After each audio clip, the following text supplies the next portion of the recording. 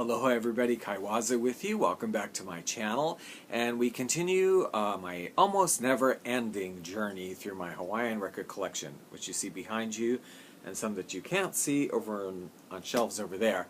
I have about 2,500 Hawaiian and exotica records, and we are going through them one at a time.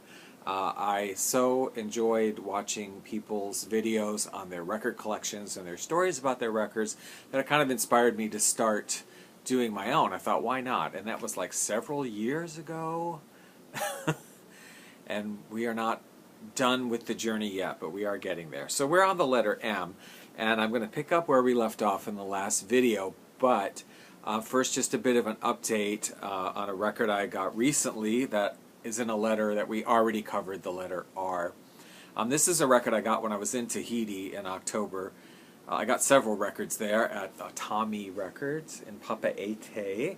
And this one is by Yves Roche, who's had vocal groups, and was himself an instrumentalist, piano player, I think, and some other instruments. This album is Hawaii and Tahiti.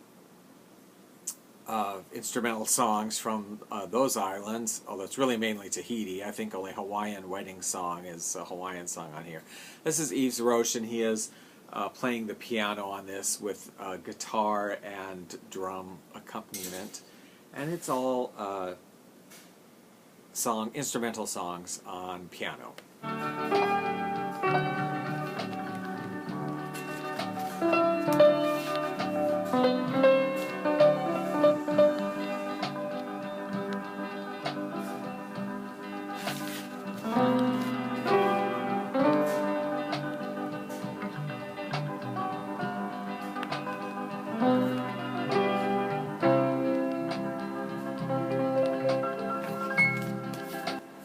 Almost like a honky-tonk piano sometimes, really. It's kind of strange. But anyway, yeah. Nice cover, right? Now, back to the letter M. I have a couple of albums from Japan. This is a singer named Toshio Mishima, and the album's on Columbia, Japan Columbia Records, simply entitled Toshio Mishima Hawaiian Album. Now, I give him some credit. I've got a couple albums from him, and you know, Japanese Hawaiian albums are sort of notorious for having the same 10 and 12 songs on every single album that everybody does, and artists will even record multiple versions of the same songs on albums they release every other year. But Mr. Mishima he did a lot of those songs, but he also branched off on some other songs that you don't hear as often. A song called Hawaiian Honeymoon on here, also a song called Island Rendezvous, and Hearts Are Never Blue in Blue Kalua. This album is from 1966.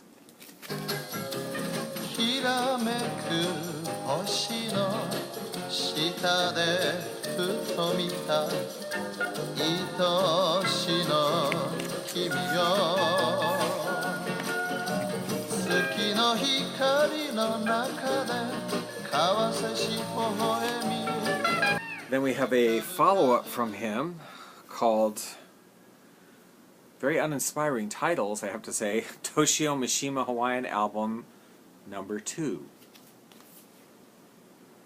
And it's from 1967, so the very next year. And this one's a gatefold record. While dancing under the stars with you, my world is a heaven of make-believe come true, and you can make it feel just the same you feel the way I do. Now, here's an album that's quite interesting. I think the cover, I don't know, it's one of those records if you're like into tiki and exotica and Hawaiiana and sort of strange records that you wouldn't think that much about. This one kind of excites the blood a little bit when I found this one, because I'm thinking, what is this? It's a Japanese record also, originally issued on King Records of Japan. The copy I have is a reissue from Festival Records of New Zealand, and it's called Hawaiian Exotics. Check out the cover here.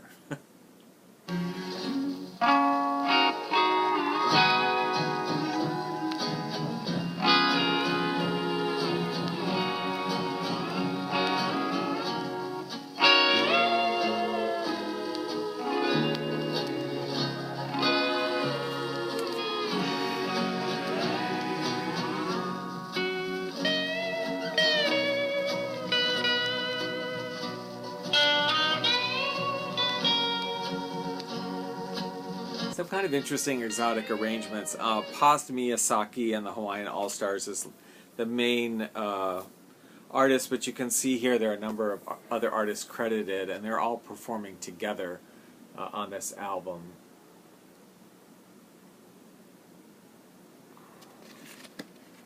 All instrumentals with a wordless chorus. That is quite a fun record. I don't think there's a date on this, no, but I think these are like probably, I don't know, Alaska Native or American Indian or something totems, but you gotta love the cover. There's another one from Paz Miyazaki and his Coney Islanders. Sometimes it was Paz Miyazaki and his Coney Islanders, sometimes Paz Miyazaki and his Hawaiian All-Stars.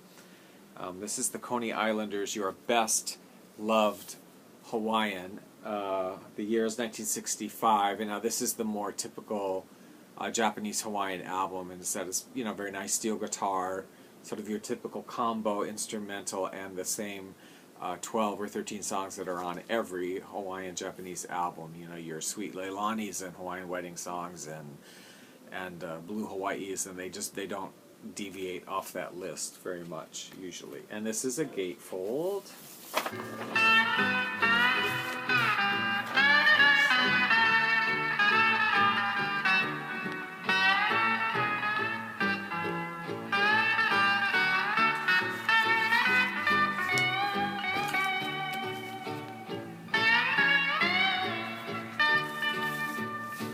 On Victor Records, this is 1965.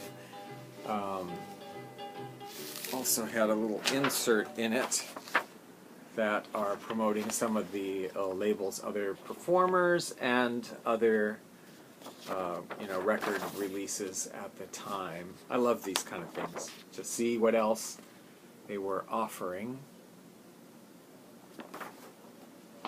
Now I have yet another album from Paz Miyazaki, and this is another one that excites the soul. If you're into this kind of music, you'll see this cover and go, oh my god, I was like, I have to have this record.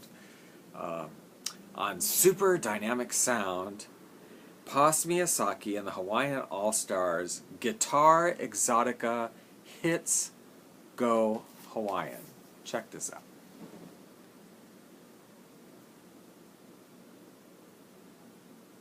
Yeah, right? Unfortunately, the cover's like amazing, and you expect great things from this. And not that it's a bad album, but it's really nothing like what you would expect with a cover like this. It's basically movie hits and just kind of famous songs with the Hawaiian guitar, Hawaiian style, but it's not really exotic or super groovy or whatever. It's very easy listening kind of stuff. But the cover is amazing.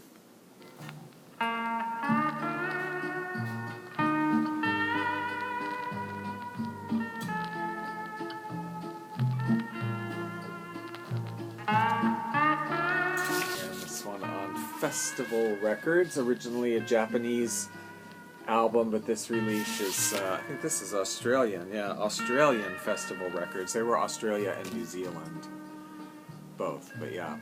I did get this for the cover alone, I must admit. Now here's another album that I enjoy. I don't know if you're very familiar, it's a production record, a production music record. I don't know if you're very familiar with production music, but when back in the days when they did albums like this, these were never intended to just be played on the radio as like a hit song or somebody's album or whatever. Production music was created with the intention that it would be used for commercial purposes, like you would use it if you were recording a travel commercial or a travel log film that you might use background music for, for documentaries, for commercials. If your grocery store was going to have a Luau Week sale, you could use Hawaiian production music. And I love production music, especially Hawaiian production music, because it tends to be very sort of SpongeBob SquarePants a lot of the time, which I love, that kind of music. And I could actually see, if I wasn't so into having Hawaiian records, I could understand having a collection of production music, because libraries and television stations and whatever had like tons of them. I worked at a station in Charleston at one point that had a beautiful set of old production records from the 50s that were, and it wouldn't be one record. They do a set of anywhere from 30, 40, 50, 100 records that are all different kinds of production music. And this is one of them from something called the Berry Music Company Limited of London. Program production. This is record number 5. I don't know how many there were in this series. One side is just guitar music, easy listening guitar music. The other side is what we're interested in here, the Hawaiian production set by a group called the Moana Sunset Sippers.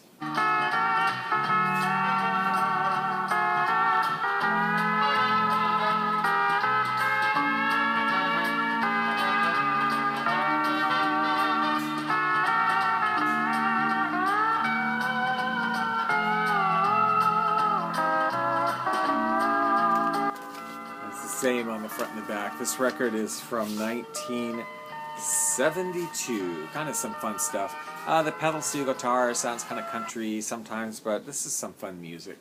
As production records always are fun music to me.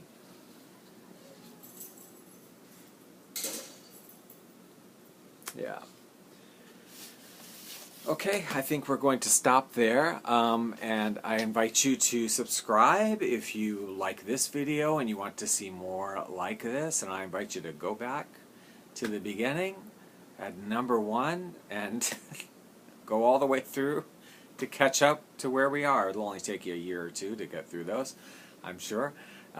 So give it a thumbs up if you like, subscribe if you want to see more, and if you like this kind of music, you can check out 2 venues I have on 8tracks.com.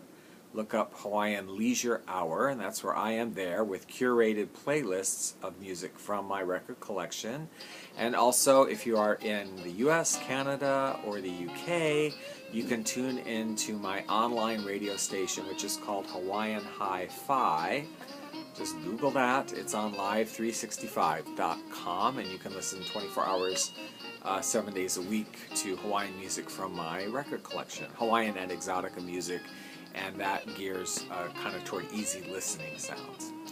So thank you for watching, and have a good week. If you have any of these records or any thoughts about them, just let me know. I'd love to hear from you. So take care, and we'll see you on the next video.